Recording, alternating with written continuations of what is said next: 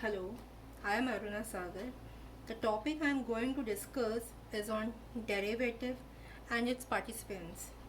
So let's begin with the meaning. Meaning says a derivative is a financial instrument or contract. Financial instrument means any financial securities which are traded in the financial market. So a contract whose value is derived from the value of one or more underlying. It simply means कि इसका खुद का कोई price नहीं है, इसका price हम कहीं से डिराइव करते हैं. डिराइव कहाँ से करते हैं? Underlying. And what is underlying? Underlying can be any assets. It can be a commodity, it can be any precious metals, currencies, bonds, stock or stock indices. So it can be anything. For example, you can take price of butter or cheese. The price of butter and cheese, उनका जो price है, it is derive from the production of milk. Milk का जैसे demand and supply रहेगा उसके accordingly उसका price cheese and घी का होगा, बटर का होगा. Same way you can take a example of petrol and diesel. उनका प्राइस किससे डिराइव होगा? From crude oil. तो उनका जो बेस हुआ जहाँ से उनका प्राइस डिराइव हो रहा है उसको बोलते हैं अंडरलाइंग असेट्स. तो derivative is what? A derivative जिसका value is derive from the value of one और more underlying assets. And underlying assets जिसका इज अ बेस जिससे उसका प्राइस हम निकालते हैं. अब उसके पार्टिसिपेंट्स पे आते हैं. तो in derivatives there are three participants, or you can say a player of derivatives. There are three: hedger, speculator and arbitrator. With the help of this chart हम लोग इसको समझेंगे कि वो है क्या. So let's begin. For example, एक bakery है मिस्टर ए का, राइट. तो उसको wheat no for bakery purpose, for production purpose उसको वीट की रिक्वायरमेंट होती है. तो उसको एक डर है कि अगर वीट का प्राइस इस साल बहुत ज़्यादा हो गया तो उसको लॉस हो सकता है. तो वो इस टेंशन में है, वो स्ट्रेस में है. दूसरी तरफ फार्मर्स है कुछ, वो भी स्ट्रेस में है कि इस बार पता नहीं कैसी फसलें होंगी, कितने में हमारा गेहूँ बिकेगा एंड ऑल. दोनों भी स्ट्रेस में है, लेकिन हमारा मेन कंसर्न किधर है? बेकरी पे, मिस्टर ए पे. तो मिस्टर ए ने सोचा चलो फार्मर भी स्ट्रेस में है, मैं भी स्ट्रेस में हूँ, तो हम लोग एक काम करते हैं, हम एक कॉन्ट्रैक्ट में आ जाते हैं. हमें नहीं पता कि आने वाले टाइम में जो वीट है उसका वैल्यू कितना होगा. सो वो लोगों ने एक प्राइस डिसाइड कर लिया कि उस प्राइस पे हम उसको परचेज करेंगे. वो लेट्स से मिस्टर ए ने फार्मर्स को बोला तुम्हारा जो वीट है मैं 50 रुपीज़ में परचेज करूँगा. कितने में? 50 रुपीज़ में. फार्मर्स ने और बेकरी में वो कॉन्ट्रैक्ट हो गया मिस्टर ए में. फार्मर्स का हुआ कॉन्ट्रैक्ट टू सेल और बेकरी ने वाले ने कहा, मिस्टर ए ने कहा कॉन्ट्रैक्ट टू बाय. अब इससे क्या हो रहा है? मिस्टर ए ने क्या किया यहाँ पर? उसको डर था कि उसको शायद मार्केट में गेहूँ महंगा मिल सकता है. तो उसने अभी वो कॉन्ट्रैक्ट में आ गया कि 2 महीना 3 महीने बाद जब भी वो प्रोडक्शन होगा वो कितने में वीट खरीदेगा? 50 रुपीज़ में खरीदेगा. तो वो 50 रुपीज़ में खरीद रहा है. तो अगर मार्केट में 60-70 भी चला गया तो किसका फ़ायदा होगा इसमें? मिस्टर ए का. उसका रिस्क ऑटोमेटिकली कम हो जाएगा. तो यहाँ जो मिस्टर ए है, मिस्टर ए को हम बोलेंगे हेजर. हेजर का मेन पर्पस क्या है? जो भी उसका रिस्क है, जो भी उसका एग्जिस्टिंग एक्सपोजर है उससे वो बचेगा. सेकेंडली उसका मेन पर्पस होता है to reduce risk. In case अगर मार्केट में वीट 60-70 भी गया, 50 के ऊपर गया, तो यहाँ पर उसका रिस्क रिड्यूस हो जाएगा. हाँ, अगर 40-30 चला गया तो लॉस हो भी सकता है, बट कहीं ना कहीं उसका रिस्क रिड्यूस हो जाएगा. अब ये तो हो गया हेजर. तो हेजर का मीनिंग क्या हुआ वो भी देख लेते हैं. Hedgers are the traders who wish to eliminate the risk to which they are already expose, जो उनको ऑलरेडी उनको जो रिस्क है उसको वो एलिमिनेट कर देते हैं, कम कर देते हैं. तो दे आर दी हेजर्स, यानी यहाँ पर मिस्टर ए इज अ हेजर. नाउ दूर से एक बंदा उनको देख रहा था, सपोज मिस्टर बी.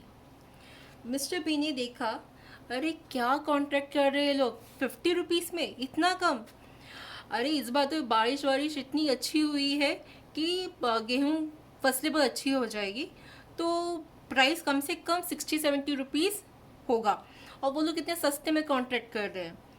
तो मिस्टर बी ने सोचा चलो मैं इस मौके का फ़ायदा उठाता हूँ. उसने क्या किया, मिस्टर बी गया फार्मर्स के पास.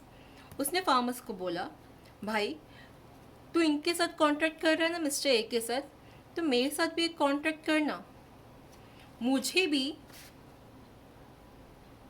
50 रुपीज़ में अपने गेहूँ दे. तो बोला कि ठीक है मैं भी दूंगा. मिस्टर बी चला गया. उसने क्या सोचा, उसको पता है, उसने एस्टिमेट लगाया हुआ है कि उस गेहूं का भाव 50 नहीं 50 से ज़्यादा होगा मार्केट में आने वाले टाइम में. तो उसने भी कॉन्ट्रैक्ट कर लिया. यहाँ पर उसने कॉन्ट्रैक्ट टू बाय किया, यहाँ कॉन्ट्रैक्ट टू सेल है. अब मिस्टर बी कौन है, मिस्टर बी ने क्या किया, क्या उसको कोई पहले से कोई रिस्क है, कोई एक्सपोजर है, नहीं. तो उसको कोई एग्जिस्टिंग एक्सपोजर नहीं है, नो एग्जिस्टिंग एक्सपोजर. उसका मेन पर्पस क्या था इस कॉन्ट्रैक्ट में आने का, to earn profit on basis of price expectation. Please note करना यहाँ पर प्राइस एक्सपेक्टेशन. इसने सिर्फ एक एस्टिमेशन लगाया, एक अंदाज़ा लगाया है. इसको लगता है कि इन फ्यूचर वीट का प्राइस मोर देन 50 होगा, एंड इसका main purpose is to earn profit. क्या उसका एक्सपेक्टेशन, क्या उसका अंदाज़ा गलत हो सकता है? यस हो सकता है. अगर अंदाज़ा गलत हो गया, यानी 50 के कम हो गया price, for example in future उसका प्राइस वीट का 50 नहीं 40-30 रहा, तो वहाँ उसको क्या पॉसिबल है, लॉस पॉसिबल है. ठीक है. तो यहाँ पर जब मिस्टर बी हुआ, तो मिस्टर बी कौन हो गया, हम मिस्टर बी को बुलाएंगे स्पेकुलेटर. उसने सिर्फ स्पेकुलेट किया था, उसने सिर्फ एस्टिमेट किया था, उसको सिर्फ लगता था कि प्राइस बढ़ेगा, और उस चक्कर में उसने इस कॉन्ट्रैक्ट में आया. तो उसको हम बोलेंगे speculator. So speculator are those who are willing to take such risk. वो रिस्क जो हेजर नहीं लेना चाहता, वो रिस्क स्पेकुलेटर लेता है. These people take position in the market and assume risk to profit. उनका मेन पर्पस क्या है कॉन्ट्रैक्ट में आने का, to earn profit from fluctuation in prices. Okay, तो ये हमारा रहा स्पेकुलेटर.